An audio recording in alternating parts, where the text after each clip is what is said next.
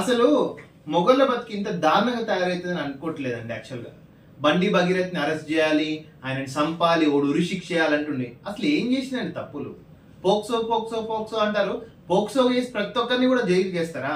అదా first of all మీకు ఏ section లో అరెస్ట్ చేస్తుండో, ఏ సెక్షన్ అరెస్ట్ చేస్తారేదో, అసలు ఏ సెక్షన్స్ పెట్టింది పోలీసులకు తెలియాలి కదా. సెక్షన్ 11-12 ఏం చెప్తుందండి? సెక్షువల్ హరాస్మెంట్ చెప్తుంది. అరే భయ్, ఫస్ట్ ఎవరైతే అరెస్ట్ చేయాలని ఇప్పుడు నీకు బండి సంజయ్ పాజిటివ్ గా, ఆయనకి నెగిటివ్ గా ఎవరు మాట్లాడలే. ఒక మగవానికి ఒక ఆడదానికి తీరులో మాటలు మాట్లాడుతున్నాం యాక్చువల్ గా. Section 11-12 below 7 years punishable offences. So దీంట్లో 100% హైకోర్టుకు పోతాడు, 35 BNS తెచ్చుకుంటాడు, లేకపోతే నాన్ బెయిల్ యాంటిసిపేటరీ బెయిల్ వేసుకుంటాడు.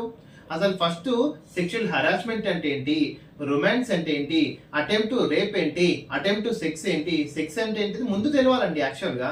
వాన్ అరెస్ట్ చేయి, వీన్ అరెస్ట్ చేయి అనేది మామూలుగా వాళ్ళ స్టఫ్ కోసం చాలా మాట్లాడతారు.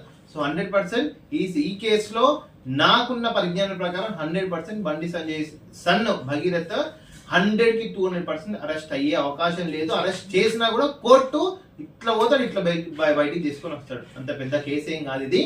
ఇంకోటి అడుగుతున్నా, ఆడపిల్లలకి కానీ చిన్నపిల్లలకి కానీ వాళ్ళ తల్లిదండ్రులు బగ్గి అనేటోళ్ళకి కూడా యాక్చువల్ గా మీకు తెలియదా అన్న నీ పిల్ల అంతో జరుగుతుందని, మళ్ళీ అప్పుడు గుర్తురాలేదా ఈ పోక్సో కేసు, అప్పుడు గుర్తురాలేదా ఈ రేప్ కేసు? సో అనే యువతలో అనే ముందు ఫస్ట్ మీరు ఏ విధంగా ఉన్నారనేది కూడా ఆలోచించుకోవాలి. బండి సంజయ్ సన్ 100కి 200% అరెస్ట్ అయ్యే అవకాశం లేదు. మాక్సిమం 99%. ఏదో ప్రభుత్వాలు కక్ష సాధింపు చర్య చేసినా ఇట్లా ఓటరు ఇట్లా వస్తారు యాక్చువల్ గా. ఓకే, ఇది ఏ పార్టీకి అగెనిస్ట్ కాదు, ఏ పార్టీకి ప్రో కాదు.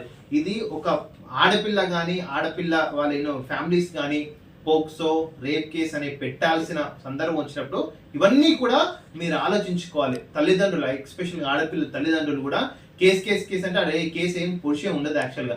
ఎవరు తప్పు చేస్తే వాడే జైలుకి పోతాడు. రిమాండ్ అన్నంత మాత్రాన వాడేదో కన్విక్షన్ కాదు. ఇది గుర్తు పెట్టుకోండి. ఓకే.